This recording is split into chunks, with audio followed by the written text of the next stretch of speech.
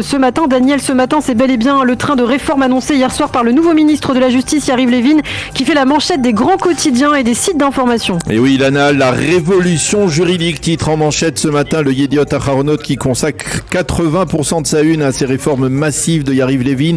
Même manchette pour le Israël Hayom, c'est la révolution juridique du gouvernement Netanyahou. Le Maariv titre pour sa part tempête dans la classe politique. Après la présentation de la réforme juridique de Yariv Levin, le Haaretz lui parle de putsch juridique du gouvernement. Les journaux publient également ce matin en évidence les critiques virulentes de l'opposition à ces réformes. C'est une lettre de menace, a lancé Yair Lapid, l'ancien Premier ministre, qui a parlé de putsch juridique du gouvernement. Et puis on s'intéresse aussi aux principales mesures révolutionnaires annoncées hier par Levin.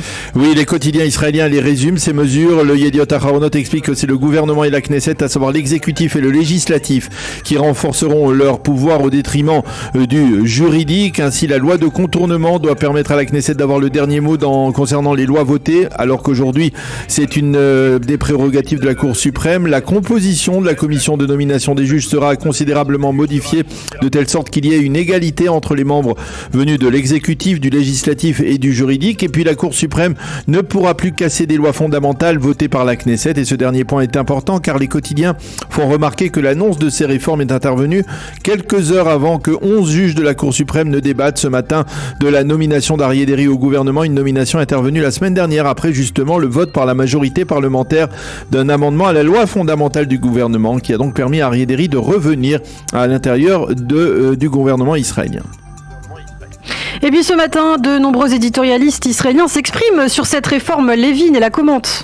Oui, et nous commencerons par les éditorialistes du Yediot Aharonot. Pour Tovat Tzimouki, il s'agit d'un changement sans précédent dans l'histoire du monde de la justice en Israël. Sima Kadmon admet qu'il est possible de procéder à des réformes dans le monde de la justice, mais certainement pas comme cela. C'est également ce qu'affirme Ben Dror Yemini dans son éditorial qui dit oui à des réformes, mais non à une campagne de vengeance de la part du gouvernement. Même son de cloche avec des nuances pour le professeur Yuval Al-Bashan. Oui, Yariv Levin a raison d'initier ces réformes, mais il doit être prudent. Pour Nahum Barnea, en initiant ces réformes juridiques, Israël s'aligne sur des pays comme la Pologne. Pour Nadav Eyal, cette réforme n'est rien d'autre qu'une offensive capricieuse dénuée de toute honte. Quant à Amichai Attali, il affirme ce matin que c'est bel et bien la réforme à laquelle de nombreux Israéliens qui ont voté pour l'actuelle coalition aspirent. Et puis, Daniel, on se penche sur ce qu'écrivent les éditorialistes du Israël Hayom et des autres quotidiens et médias israéliens. Oui, pour Netanel Bendel, dans le Israël Hayom, l'annonce de cette réforme marque la fin de l'ère d'Aaron Barak, le père de l'activisme juridique en Israël, qui était président de la Cour suprême dans les années 90 et qui a initié donc à cette époque sa propre révolution en prenant une ingérence accrue de la Cour suprême dans les dossiers politiques. Pour Bendel, la réforme de Levin est bonne, mais son problème paradoxal est qu'elle est trop bonne. Les conservateurs, écrit-il, préfèrent les évolutions aux révolutions. Pour le professeur Aviad Akohen, le juriste du Israël Hayom, eh bien cette réforme est déséquilibrée puisqu'elle permettra automatiquement à tout gouvernement, à toute majorité parlementaire d'avoir le dernier mot. Il se dit persuadé que Levin a présenté hier une réforme maximaliste qui sera ensuite négociée et revue à la baisse dans le cadre de pourparlers avec la Cour suprême. Pour Gidi Weitz, dans le Haaretz, eh bien c'est avant tout le fait que Netanyahou et Deri ont actuellement de sérieux déboires avec la justice qui a poussé Yariv Levin à initier une telle réforme. Quant à Dan Meridor, l'ancien ministre de la Justice, il écrit toujours dans le Haaretz, d'ordinaire un Premier ministre doit servir de modèle aux citoyens, mais Netanyahou, lui, sert de modèle aux délinquants. Et puis, comme je vous le disais, plusieurs commentaires font ce matin le lien entre l'annonce dès hier soir du plan de réforme de Yariv Levin et le débat de ce matin au cours de la Cour suprême sur la nomination d'Aryeh Deri. Ainsi, pour Guy Peled, le commentateur juridique de la chaîne 12, il ne s'agit pas d'une coïncidence. Levin a envoyé hier une menace de mafiosi à la Cour suprême et aspire à la mettre le dos au mur, dixit Guy Peled.